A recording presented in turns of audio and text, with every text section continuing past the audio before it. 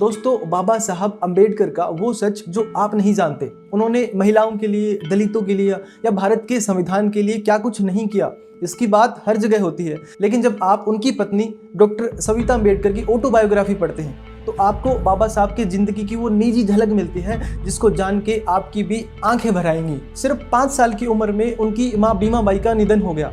माँ का साया सर से छूटा ही था जब वे सतारा के स्कूल पहुंचे तो वहां पर उन्हें एक जूट की बोरी के ऊपर बैठकर पढ़ने के लिए मजबूर किया गया, सिर्फ जातिवाद की वजह से। और 1913 में जब वो कोलंबिया यूनिवर्सिटी जाने की तैयारी कर ही रहे थे तो मुंबई में उनके पिता रामजी सकपाल का निधन हो गया। उनका एकमात्र इमोशनल सपोर्ट जो था वो भी चला गया। लेकिन उनकी जिंदगी का सबसे बुरा दौर अभी आना बाकी था। 1921 से 1925 के बीच में महज 4 सालों में उन्होंने अपने 3 बेटे, 1 बेटी और एक अपने बड़े भाई को खोया। राज रतन सिंह उनका आखिरी और सबसे लाडला बेटा था। लेकिन बाबा साहब यहाँ पे रुके नहीं। उन्होंने अपने निजी जीवन को एक सामाजिक आंदोलन में बदल दिया और सिर्फ 2 सालों बाद 1927 में वो महर सत्याग्रह आंदोलन पर बैठे, लोगों को पानी पीने का हक दिलाने के लिए। और 1935 में उनकी पत्नी डॉक्टर रमाबाई की भी डेथ हो गई थी टीबी की वजह से, जो आखिरी उनका इमोशनल सपोर्ट था। 29 सालों का साथ छूट गया। पत्नी की अंतिम यात्रा के कुछ ही महीनों बाद उन्होंने यूना में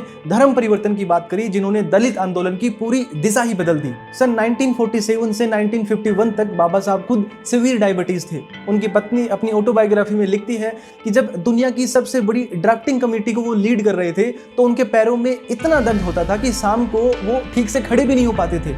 और बात जब महिलाओं के अधिकारों की आई तो उन्होंने हिंदू कोड बिल के लिए अपनी लॉ मिनिस्ट्री की पोस्ट की भी कुर्बानी दे दी। लोग अक्सर पूछते हैं कि बाबा साहब फोटोज में इतने सख्त क्यों दिखते हैं। सख्त दिखना उनका स्वभाव नहीं था, ये उनके हालात थे। लोग अक्सर पूछते हैं कि बाबा साहब हमेशा 3 पीस का सूट क्यों पहनते हैं। ये सूट उस हजारों साल पुरानी रूढ़िवादी परंपरा के मुंह पे करारा जवाब था जो दलितों को साफ कपड़े तक नहीं पहनने देते थे। हम लोगों ने उनकी मूर्तियां तो हर चौराहे पे लगा दी है, लेकिन क्या उनके संघर्ष और उनके दुखों को कभी समझने की कोशिश करी है? बाबा साहब की ग्रेटनेस इसमें नहीं है कि उन्हें दुख नहीं होता, बल्कि उनकी ग्रेटनेस तो इसमें है कि लाख दुखों के बाद भी उन्होंने हजारों साल से चली आ रही रूढ़िवादी परंपराओं को चुनौती दी। ऐसे और इंटरेस्टिंग वीडियोस के लिए मुझे फॉलो करें।